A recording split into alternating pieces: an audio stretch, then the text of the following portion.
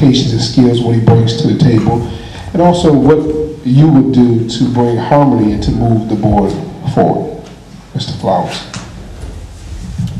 First of all, I have been a teacher for over 12 years in the classroom. I taught everything from elementary ed, adult education as a second language. I taught students who had ADDH, special needs, everything from first grade to fifth grade, middle school, so I ran the gamut.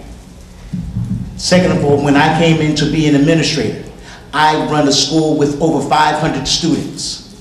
I have a faculty and staff of over 60. I have CDAs, teachers assistants. I run the custodians. I talk to parents. I have all these things that's coming at me every day. I work 12-hour days. I hear stories, I hear depressing stories. I hear uplifting stories. I have this passion about education. I have this passion about children. I have this passion about people. Or I wouldn't do this. I would do something else.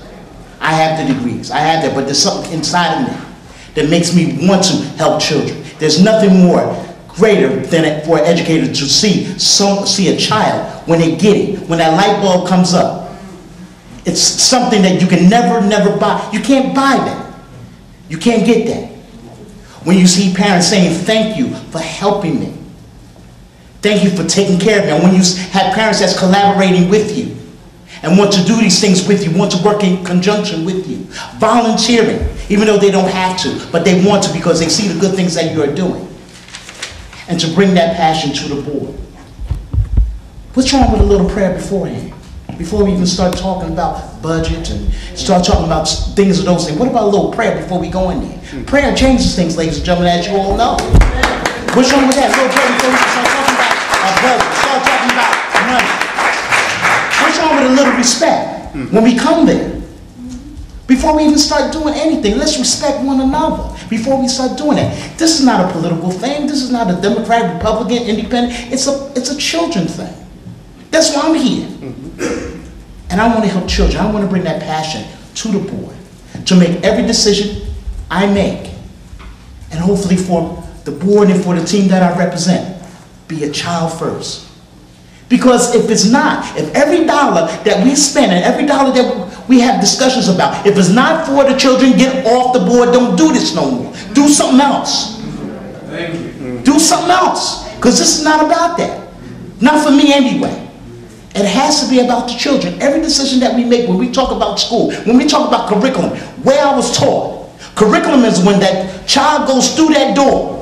When they see that custodian, when they see that security guard, when they see that lunch worker, that's our child's curriculum. When they see the drapes and see the pictures, all that stuff is curriculum. We're not even talking about school yet because it's a mindset. It's a cultural shift in the way the student learns. If the student don't feel happy, you think that child's going to learn? No, I'm ready to get up out of here.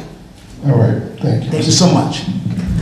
We're down to our last 22 minutes or so. We're going to do some closing remarks for every panel member, so keep that in mind. But any panel member, do you agree or disagree of the old Chet and John? If you would agree or disagree, why?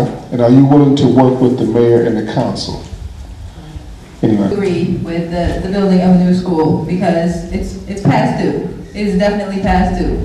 Roselle hasn't had a new school in more than 30 years, 50. It's definitely past due. Our children deserve to go to a clean, new